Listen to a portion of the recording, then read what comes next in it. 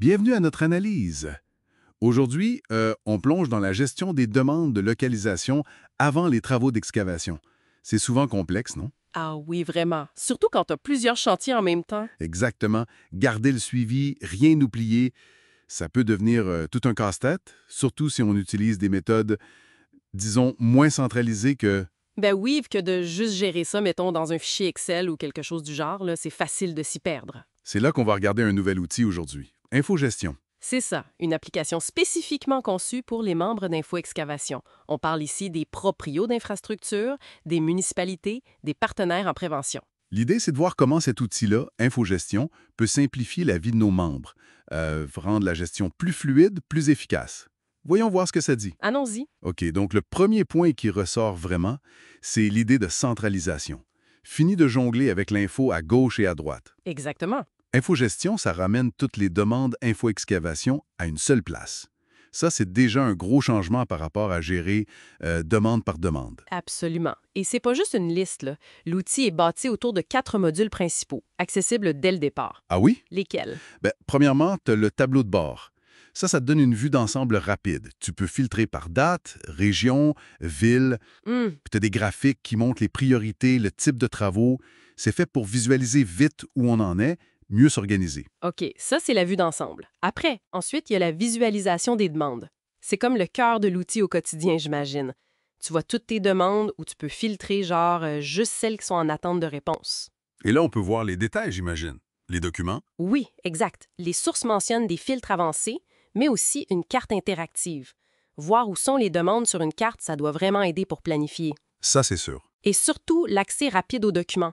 Les plans, les réponses des membres, tout est là. Tu peux même télécharger tous les documents d'une demande en un seul coup. Wow, ça sauve du temps. C'est ça. Puis un truc intéressant, tu peux changer l'état d'une demande pour ton suivi interne.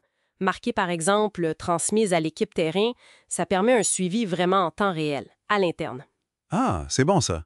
Ça va plus loin que juste recevoir l'info.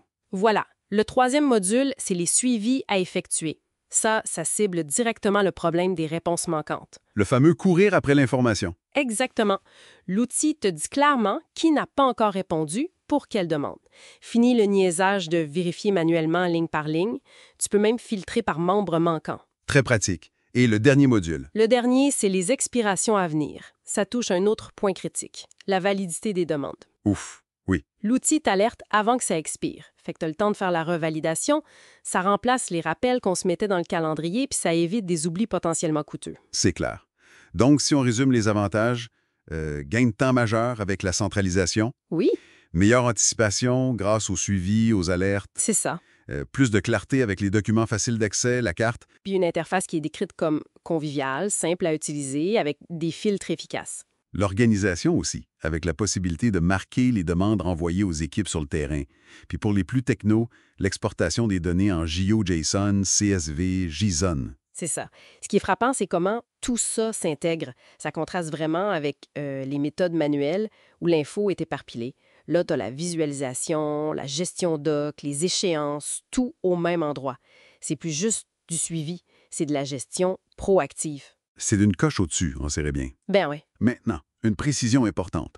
L'accès, c'est pas pour tout le monde, hein? Non, exact. C'est exclusivement pour les membres d'Info Excavation. Les proprios d'infra, les villes, les partenaires. Si on n'est pas membre, on peut voir qui l'est sur leur site ou comment le devenir. Et c'est disponible quand? Ça coûte quelque chose. C'est disponible pour les nouveaux membres depuis le 14 avril. Et oui, il y aura des frais annuels de 300 mais seulement à partir du 1er septembre 2025. C'est pour couvrir l'utilisation, la maintenance, les mises à jour. OK, 300 par année à partir de septembre 2025. Bon à savoir. C'est ça. Donc, Andro Infogestion, c'est présenté comme un outil puissant, intégré, fait sur mesure pour les membres, pour vraiment simplifier et sécuriser la gestion des demandes de localisation. Le but, sauver du temps, y voir clair, puis mieux anticiper. Tout à fait. Et ça m'amène à une petite réflexion, là. Si au quotidien, ça rend les choses plus efficaces, comment est-ce qu'une vision aussi claire, aussi centralisée de tout ce qui se passe sur un territoire, comment ça pourrait influencer la planification, mais à plus long terme, la stratégie d'intervention sur les infrastructures elles-mêmes? Bonne question. Ça ouvre la porte à une vision plus large que juste la gestion des demandes individuelles. Intéressant. C'est ça dépasse l'opérationnel immédiat.